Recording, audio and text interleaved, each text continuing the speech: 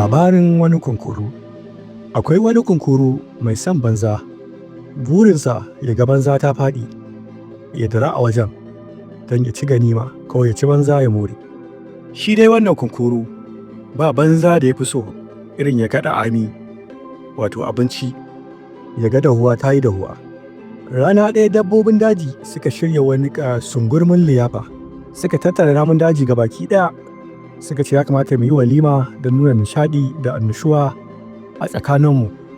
Amma kuma a ranar kada wanda ya ci wani, kada wanda ya saɓa wani ko ya musguna wani dabba a wannan rana ta liyafa.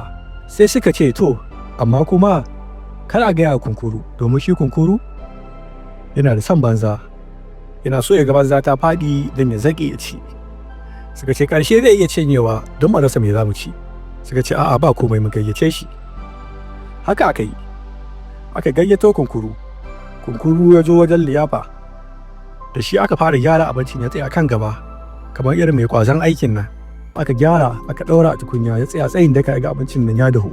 Mutumin ka daga irin taɓawa ya ji ko ya yi daɗi, sai ya zaƙi hau cin abinci.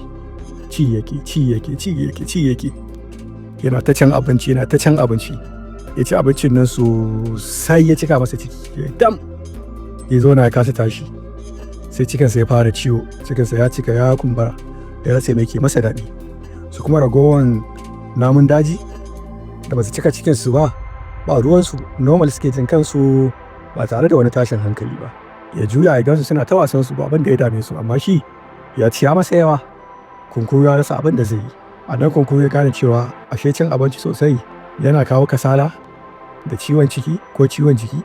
Don haka duk yaron da ya zage ta cin abinci to zai zama mai kasala, ya kasa karatu. Ƙurunƙus kan ɗan ɓera. Ku danna mana ƙararrawan sanarwa domin mun ɗaura wani shiri ku sani nan take. Kuma in yanzu kuka fara zuwa wannan tasha, za ku iya danna mana subscribing. Sai an jima.